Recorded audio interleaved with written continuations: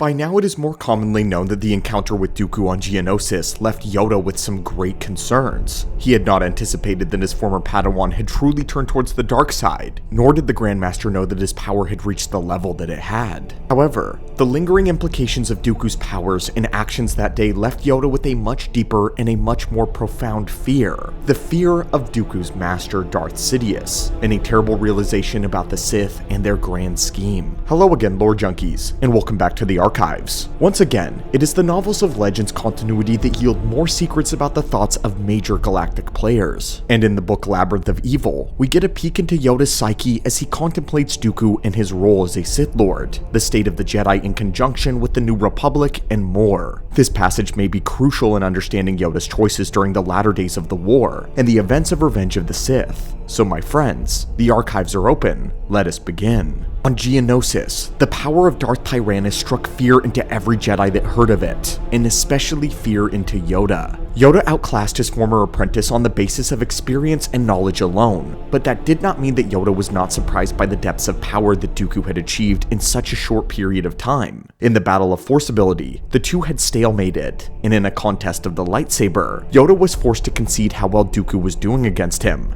70 standard years of Jedi training had been turned now towards evil and darkness. All of Dooku's background as a Jedi caused his fall to hit even harder for the Grand Master. Not only was he one of the finest lightsaber duelists of the era, but he was famous for having exceptional natural talent in the Force as well. Talent which he supplemented with extensive study and rigorous training. Dooku did not coast on his natural potential, he sought to fulfill it, and when Darth Sidious sunk his claws deep into the former Jedi, all of that discipline and talent was warped to serve the Sith and to serve the dark side. One of the things we've extensively discussed before was why Dooku's power made the Jedi doubt the existence of Sidious at all. The fact that Darth Tyrannus had stalemated Grandmaster Yoda had shaken the Council to their very core. A Jedi of his caliber turning dark was bad enough, but to suggest that he had a master to train him implied that there was a Sith out there who had an even greater power and command over the Force. To make things worse, this opened the possibility of there being a Darksider stronger than Yoda.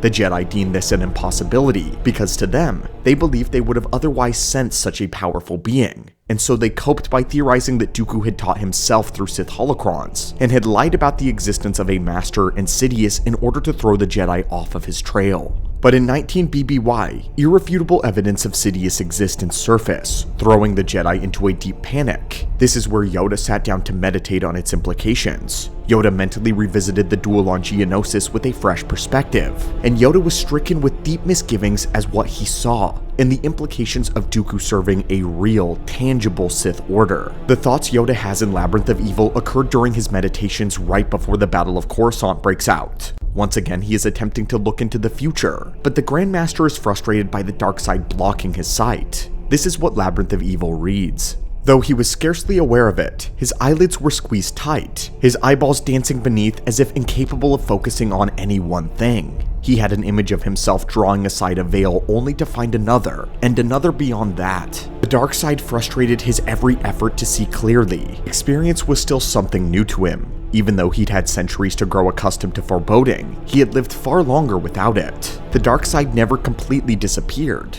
It scratched at the surface like an insect crawling across a transparent steel panel, and he had been able to sense its incremental increases in strength when the Jedi erred, or when the Republic erred, and soon, the two were hand in hand. Drawn into the mistakes of the Republic, the Jedi had been, but knowingly, and sometimes with full complicity. Allowed the dark side to take root the Jedi had, allowed arrogance to infect the order the Jedi had, a priority holding on to power had become, inflated by their own conquests, the Jedi became. Some Jedi believed that Yoda was not aware of these things, or that he hadn't done enough to stem the tide of the dark side. Some believed that the Council had acted improperly, or worse, ineptly. What they failed to understand was that once rooted, the growth of the dark side was inexorable, and could only be reversed by the one born to restore balance. Yoda was not that one. Aged, experienced, diplomatic, informative, brilliant with a lightsaber, yes, all of these things, and not unacquainted with the power of the dark side either. For that reason, he understood just how dangerous this new Sith Lord was. He hadn't had a sense of the danger until he fought Dooku on Geonosis. Then Yoda understood.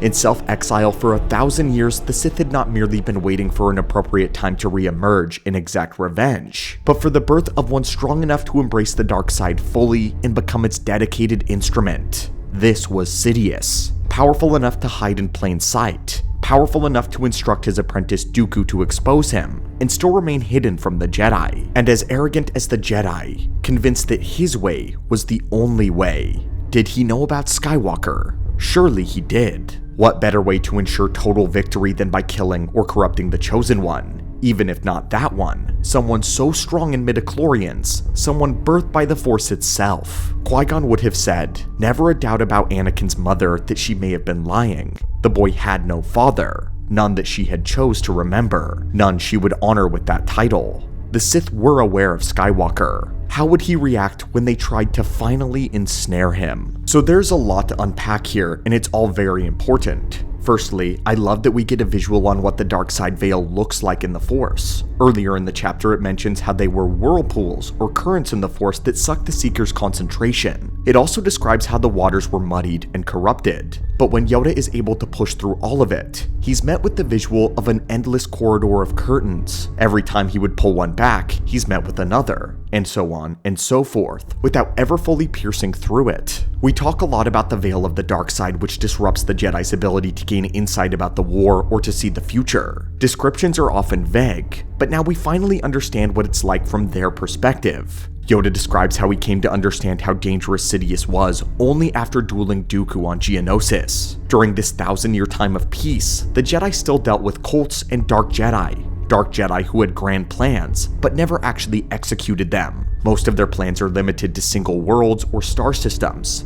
but the Sith are different. The ancestral enemies of the Jedi had returned after being thought extinct. Yoda figures out that they are far more organized than he ever thought. They weren't just a few cultists with wild ideas playing off of the namesake of the Sith. They were the real deal, and they were playing on the galactic stage. Most disillusioned Jedi acted like rebellious teenage children angry at their parents, and that's probably what Yoda thought of Dooku at first. But that image was shattered. It was replaced by an understanding of something far more sinister. Being a dark Jedi and calling oneself a Sith for effect was one thing, but actually embracing their teachings under a real master was another entirely. And since a Sith master did exist, and was hiding in the Senate like Dooku had claimed, the state of the Republic and the Jedi suddenly became very worrisome to Yoda. Yoda admits that historically, the dark side tended to grow whenever the Jedi erred in their ways, or when the Republic erred. In the past, one was able to help the other. Should the Republic weaken or become unstable, the Jedi would bring them back to the center. This happens countless times in galactic history, especially in the Pius Dea era when the Republic became straight up evil and corrupted. In that era, the Jedi were able to take control back and put the Republic back on course successfully. And if the Jedi were to become slack in their ways, the Republic would serve as an anchor point for their ideals. A good example of this is during the end of the New Sith Wars. The Army of Light had fought the Brotherhood of Darkness so fiercely that the line between good and evil was blurred. The Jedi were employing child soldiers and shipping off Padawans to die on the front lines of a war. It required the wisdom of Grandmaster Faye Kovan to mend the Jedi's relationship with the Republic that no longer wanted the war, and they disbanded their Army of Light to better serve as peacekeepers and guardians to a wounded and damaged Republic. But now a new, worse problem had presented itself. During this period of becoming peacekeepers, their zeal for peace caused them to attain a great quantity of power. Yoda acknowledged that the Jedi's conquest during a time of peace had made them far too focused on control and prestige. In the desire to maintain the stability they worked so hard to achieve, they became obsessed with power. And now that they had it, the acquisition of control had made them proud and arrogant. And now the Jedi had become intrinsically intertwined with the Republic, so much so that they were bound together even in the Force. Now that when one of them erred, the other did as well. This caused the dark side's growth to rapidly accelerate. Just as moisture and darkness creates an environment for mold and rot, so too does this corruptive ecosystem allow the Sith to thrive right under the Republic's nose. And just as mold infects the perceptions of those that inhale it, so too have the Sith manipulated the Jedi into a deep blindness. Yoda is finally able to perceive all of this, but feels powerless to stop it. Yes, he's the Grand Master, but he cannot force each and every Jedi to change their perspective and their behavior. The Jedi had been operating like this for decades, perhaps centuries. Yoda could bring it up in a council meeting and share his concern, but would it really extract the influence of the dark side out of his fellow Jedi Masters? Out of the very Order itself? No. That job was the job of the Chosen One, who is stated by prophecy to reverse this damage. Yoda's only issue is that he doubts whether the Chosen One was actually Anakin. All signs pointed to Skywalker, but as we spoke about in a previous video, Yoda is in a state of maybe he is, maybe he isn't. This is what he's saying when he mentioned Shmi's story about Anakin having no father. Qui-Gon firmly believed that Skywalker was conceived by the Force, but Yoda wondered if Shmi's "there is no father" meant that there was indeed a father, but one she was ashamed of and wanted to forget. But whether or not Skywalker was the Chosen One, the fact remained that he is still an incredibly talented and a powerful Jedi. The Sith always pursued the ones that showed the most promise, and right now, Yoda could plainly see that the Jedi that they wanted was Skywalker. It's unfortunate that he couldn't literally see Sidious's plan unfolding, but got blindsided when it actually occurred. Since Yoda did not know about Padme, he didn't understand the depths of Anakin's attachment and his true vulnerability. So when the young Chosen One came to him for advice about his dreams, Yoda gave him the wisdom that would have helped out a more disciplined Jedi. This is why Yoda had begun to retroactively fear the Sith more after his duel with Dooku. He began to see just how messy the Jedi Order had become, and by strike contrast, how organized and efficiently the Sith were operating. And Yoda realized that they had been doing it for hundreds of years. The Sith that Dooku had become, and worse, the Sith that mastered him, were not some cheap knockoffs. They were the real deal. And all of this stemmed from understanding the power of Dooku and how it framed the power and influence of Sidious. It wasn't necessarily about their talent in the Force, but in the deep plots that they were involved in. But here's the massive question.